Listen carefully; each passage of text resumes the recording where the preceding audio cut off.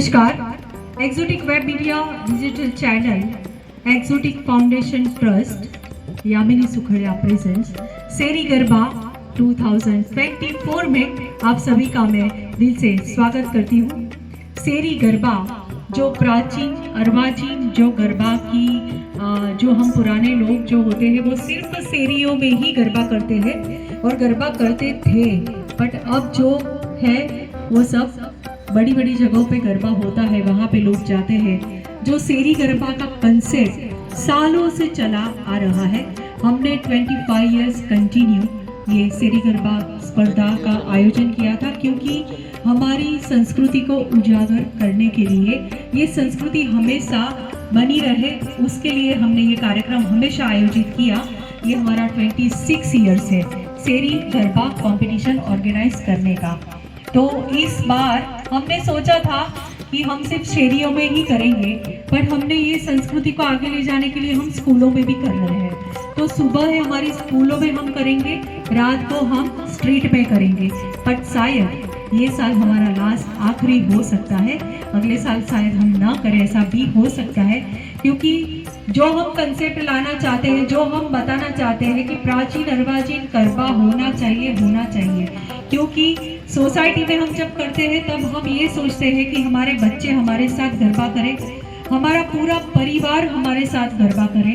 क्योंकि हमारे घर में बुजुर्ग लोग जो है वो बाहर जा सकते हैं क्या? नहीं जा सकते हैं। तो वो कहाँ एंजॉय करेंगे? वो गरबा को, अगर उनको गरबा एंजॉय करना है तो वो सिर्फ सोसाइटी में अगर आप करोगे ऑर्गेनाइज तो वहाँ पे हो सकता है। तो इन सब में हमें हमेशा साथ दिया है दीपक भाई, डी कुशाल भाई ज्वेलर्स, जो कंटिन्यू 20 सालों से हमें एज ए गिफ्ट पार्टनर यहाँ पे हमेशा हमारे साथ रहते हैं। तो मैं उनका दिल से धन्यवाद करती हूँ। बाकी कई ऐसे लोग हैं जो हमें इतने सालों में जिन्होंने सपोर्ट किया है, सबका मैं दिल से धन्यवाद करती हूँ। और आज मुकेश भाई यहाँ पे उपस्थित हुए हैं, दलाल जी जो MP है, मेंबर ऑफ पार्लियामेंट, उनका मैं बहुत बहुत धन्यवाद करती हूँ और दिल से स्वागत भी करती हूँ। क्योंकि हमेशा हमारे कोई भी कार्य में वो हमें सपोर्ट करते हैं। अगर सपोर्ट नहीं करते तो शायद हम आगे तक नहीं पहुँच पाते। सभी का सहकार मिलता है तो ही कोई काम हम कर सकते हैं। तो पहले मुकेश जी का स्वागत करने के लिए मैं बुलाना चाहूँगी मनोज भाई को, जो हमारे एक्सोटिक वेब मीडिया के CEO है और एक्सोटिक फाउंडेशन ट्रस्ट के वो ट्रस्टी भी है। और हमारा जो सेरी गरबा जो कार्यक्रम है पूरा, वो मेरे साथ मिलके सारा कंपटीशन को हम एंड तक लेके जाएंगे। Thank you so much, thank you so much, thank you.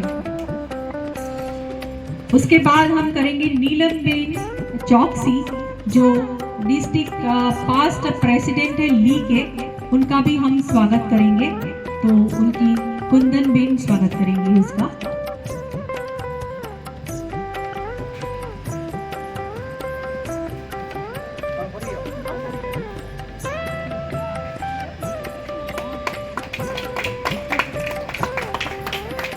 है रक्तदान करना चाहिए, उसके लिए हम ये अवेयरनेस करेंगे पूरी 10 दिन में। उसके बाद से नो टू ड्रग्स, ये भी बहुत ज़रूरी है। तो हम जहाँ भी जाएंगे वहाँ पे हम से नो टू ड्रग्स का भी हम अवेयरनेस करेंगे। उसके बाद से नो टू रेप, ये भी कितना ज़रूरी है आप सबको पता है। अभी जो माहौल हो रहा है, जो भी चीज़ें हो रही है, तो उसको हम घर घर जाके तो नहीं कह सकते, बट हम ये माध्यम के द्वारा, हमारे माध्यम के द्वारा और हमारे चैनल के द्वारा और ये कंपटीशन जो हम कर रहे हैं, जो स्पर्धा है सेरी गरबा, उसमें हर सोसाइटी में जाके हम ये 3 चीज़ों के लिए अवेयरनेस करेंगे। और चौथा जो है, हमें हर फैमिली को सिक्योर करना है, वो भी हमारा एक थीम है। उसके लिए मेरा मिशन, विजन एंड वैल्यूज़, ये मेरा खुद का जो है थीम, उस पर भी हम काम करेंगे। तो अभी जो हमारे साथ संस्था जुड़ी है वो है the association of ladies empower club. District president पीना ठक्कर जी के द्वारा ये कार्यक्रम आयोजन किया गया है। और league club of Rander Adajan, उनकी महिलाएं यहाँ पे उपस्थित है। सभी का मैं फिर से धन्यवाद करती हूँ, स्वागत करती हूँ। और साथ में दीपक भाई का भी बहुत बहुत धन्यवाद करती हूँ। तो मुकेश जी, आपके 2 शब्द हमारे कार्यक्रम को सफल बनाने के लिए। ट्रस्ट द्वारा અને યામિનીબેન સુખડિયા દ્વારા આયોજિત દર વર્ષ આયોજિત થતા શેરી ગરબાના કાર્યક્રમમાં ઉપસ્થિત સર્વે મહિલા મહેમાનો,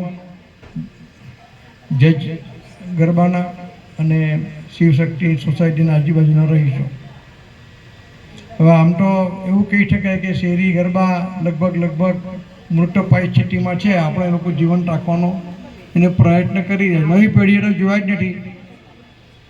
જૂની પેઢીએ આપણે જે છે એ લોકોએ ગરબા જોયા હતા કે મોહલ્લામાં આ નાખીથી પેલા છેડે સુધી કેવા ગરબા ગવાતા હતા અને એક રાઉન્ડ 1 કલાકનો થતો હતો.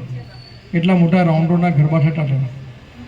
સવારે 3 વાગ્યા સુધી 4 વાગ્યા સુધી ગરબા તે જમાનામાં રમાતા હતા અને એના ઘણા ફાયદા પણ હતા.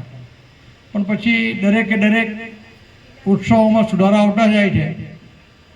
એમ દોડિયા ચાલુ થયા, દોડિયા પછી તો 2 સ્ટેપથી ચાલુ થયું. તો અત્યારે ખબર નહીં, મને હમણાં ખબર પડી કે 95 સ્ટેપ ઉઠી જાય છે. મેં કહ્યું કે ભાઈ આ 95 સ્ટેપ એટલે શું છે ભાઈ એટલું બધું? એ તમને નહીં સમજણ પડે. મને નહીં સમજણ પડતી. એટલે એટલા બધા સુધારા થઈ અને એક પ્રોફેશનલ ગરબા આયોજકો જે દિવસથી આ આયોજનમાં સંકળાયેલા તે દિવસથી લગભગ શેરી ગરબાનો અંત આવવા માંડ્યો છે એવું કહી શકાય. કારણ કે જે યુવાધન છે, યુવાધન બહાર જ જતું હોય છે અને પ્રોફેશનલ આયોજન દ્વારા એ લોકો તો ખૂબ કમાણી પણ મોટી કરતા હોય છે. એમાં કોઈ બેમત પણ નથી. મોટા સિંગર્સ કે મોટી પ્રતિભાઓને પણ લાવીને એનું આકર્ષણ જમાવતા હોય છે અને શહેરમાં અનેક ઠેકાણે મોટા આયોજન થતા હોય છે. હું પણ સ્ટેન્ડિંગ કમિટી ચેરમેન હતો ત્યારે ઇન્ડોર સ્ટેડિયમમાં ખૂબ મોટા આયોજન થતા હતા. પણ એની જોડે જે પછી ગરબા પછીનું જે આયોજકોની જોડેની જે સંઘર્ષ હતો ને અને જે આયોજકોએ સહન કરવું પડતું હતું તે મેં અનુભવેલું છે અને મર્ડર સુધી પહોંચેલું હતું જે તે સમયે. એના આડઅસરો બધી એટલી બધી હતી. કારણ કે ઊંચી કિંમતના ગરબા હોય. 1 કરોડ રૂપિયાના ગરબા ગયેલા તે વખતે 1 કરોડ રૂપિયા કોર્પોરેશનને આપે, બાકીનો ખર્ચો બધો અલગ. અને આ વિડીયો રેકોર્ડિંગ ચાલે છે એટલે વધારે બોલતો નથી, બાકી તમારે એ કહેવું પણ છે. ઇન્ડોર સ્ટેડિયમમાં ગરબા નથી યોજાતા. આ વર્ષે લગભગ નથી યોજાયા. કારણ કે કિંમત કોઈને પરવડી શકે એવી હોતી જ નથી. 60 લાખમાં અને યામિનીબેન સમગ્ર ટીમ એ લોકોનો સમય જે ફાળવે છે નિરીક્ષકો સહિતની, તે લોકોને હું અભિનંદન પાઠવું છું કે તમારા પ્રયાસોથી જ આ શેરી ગરબા જીવંત રહ્યા છે. પહેલાં તો મોટો કોર્ટ વિસ્તારમાં રહેતા, તમારે પણ બધા કોર્ટ વિસ્તારવાળા જ હોય ઘણા ખરા. એટલે ગાચી શેરીમાં, રૂવા ટેકરા પર, સુખડિયા શેરીમાં, ભવાની વટ પર, પીછડી રોડ પર ખૂબ મોટા ગરબા થતા હતા. પછી ડેમોગ્રાફી આખી બદલાઈ ગઈ, લોકોની ક્લાસ કલ્ચર બદલાઈ ગયું, ધીમે ધીમે બંધ થતા ગયા. પણ આ નાના પાયા પર જે કોઈ આયોજન થાય છે એ માટે હું સૌને અભિનંદન આપું છું. આભાર, ધન્યવાદ. ના મળે પણ અમને હવે આ બુસ્ટિંગની બહુ જરૂર હોય છે, જેથી કરીને અમે 10 દિવસ સુધી કન્ટિન્યુ બધે મજાથી લોકોને ગરબા રમાડી શકીએ અને જે પ્રાચીન અર્વાચીન ગરબા છે એની સંસ્કૃતિને જાળવવાનો અમે હંમેશા પ્રયાસ કરીએ. તો થેન્ક યુ સો મચ સાહેબ, આપ આવ્યા એ માટે. અને ભાનુબેન પટેલને હું વિનંતી કરીશ 2 શબ્દ કહેવા માટે.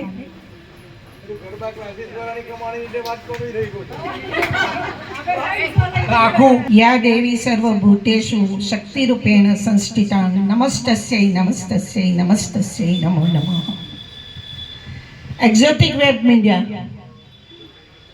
ખૂબ જ ઉત્સાહી એવર એનર્જેટિક યામિનીબેન તથા association of ladies empower clubs ના સંયુક્ત ઉપક્રમે યોજવામાં આવે આજનો આ શેરી ગરબા મહોત્સવનો કાર્યક્રમ માટે હું અમારા એલી એસોસિએશનના ડિસ્ટ્રિક્ટ પ્રેસિડેન્ટ ઉત્સાહ, ઉમંગ, તરવરાટ અને ઠંગનાટથી ભરપૂર એનર્જેટિક વાઇબ્રન્ટ એવા પીનાબેન ઠક્કરને ખૂબ ખૂબ અભિનંદન પાઠવું છું. ખરેખર હમણાં જ મુકેશભાઈએ કહ્યું તેમ શેરી ગરબા ધીરે ધીરે લુપ્ત થઈ રહ્યા છે. આધુનિક જીવનશૈલી તેમજ ટેકનોલોજીને કારણે આપણા જીવનમાં ઘણા બધા બદલાવો આવ્યા છે. તો એની સાથે સાથે ગરબામાં પણ બદલાવ આવે એ ખૂબ જ સ્વાભાવિક છે. પરંતુ આપણી પ્રથા, પરંપરા અને પ્રણાલીને જાળવી રાખવાના આશય સાથે આપણે શેરી ગરબાનું આયોજન કરીએ છીએ કે જેથી આપણી સંસ્કારિતા અને સંસ્કૃતિ જળવાઈ રહે.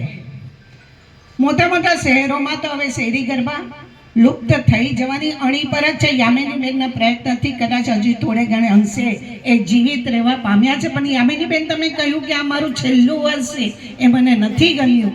યુ કન્ટિન્યુ ધીઝ એફર્ટ્સ, કારણ કે શેરી ગરબા એ આપણી સંસ્કૃતિ છે. પ્રાચીન ગરબા પણ ખૂબ સારા હતા. અર્વાચીન ગરબામાં ઘણું બધું મોર્ડન ઓપ આવી ગયો, એમાં ડીજે ને બધું આવી ગયું, એને આપણે ટચ ન કરીએ. પરંતુ પ્રાચીન અને શેરી ગરબા લુપ્ત ન થવા જોઈએ એ આપણો મકસદ આજની તારીખે હોવો જોઈએ અને કન્ટિન્યુ પણ રહેવો જોઈએ.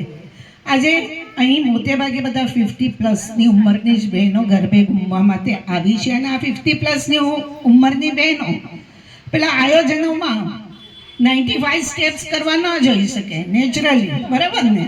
એટલે એ લોકોને માટે આ આનંદનો ઉત્સવ, આ નૃત્યનો ઉત્સવ, દુનિયામાં એવો કોઈ પણ ઉત્સવ નથી મુકેશભાઈ કે જે 9 દિવસ સુધી કન્ટિન્યુઅસ ચાલતો હોય. અને આપણે ત્યાં તો એવી પ્રથા છે કે પ્રી નવરાત્રી, પોસ્ટ નવરાત્રી, એટલે કે ચંડી પડવા સુધી અને પ્રી નવરાત્રી શ્રાદ્ધના દિવસોમાંથી જ ગરબા ચાલુ થઈ જતા હોય છે. પણ એ ઉત્સાહનો ઉમંગ ખરેખર આવકાર્ય તો છે જ. ગુજરાતના ગરબાને કારણે એ તો ઇન્ટરનેશનલી ફેમસ પણ છે. અને હવે તો આપણા હર્ષભાઈ સંઘે કદાચ આખી રાત ગરબા ગાવાની પરમિશન પણ આપી દીધી છે.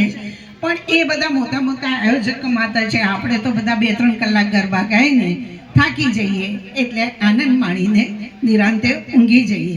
પણ મને કહેવાનું ચોક્કસ જ ગમશે કે જ્યારે 50+, 60+ની મહિલાઓ ગરબે ઘૂમતી હોય છે, સૂર અને તાલના સાથે લયબદ્ધ રીતે પગની ઠેસ મારતી હોય છે, ત્યારે એમની એનર્જી, એનો ઉત્સાહનો ઉમંગ જોઈને એક ડૉક્ટર તરીકે મને ચોક્કસ જ વિચાર આવે કે આની સામે ટ્રેડમિલની શી વિશાળ છે.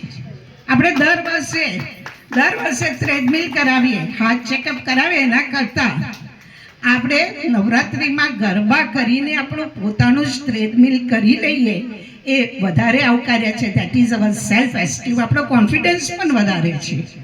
આપણને આપણામાં વિશ્વાસ આવે છે કે આપણે ખૂબ જ ઉત્સાહ ઉમંગથી ગરબા ગાઈ શકીએ છીએ અને આપણો હાથ પણ ઓકે છે. આજે પહેલો દિવસ છે, એટલે પહેલા 3 દિવસ દુર્ગા માતાના હોય, જે આપણને અભય વરદાન આપે છે, આત્મવિશ્વાસનો વધારો કરે છે.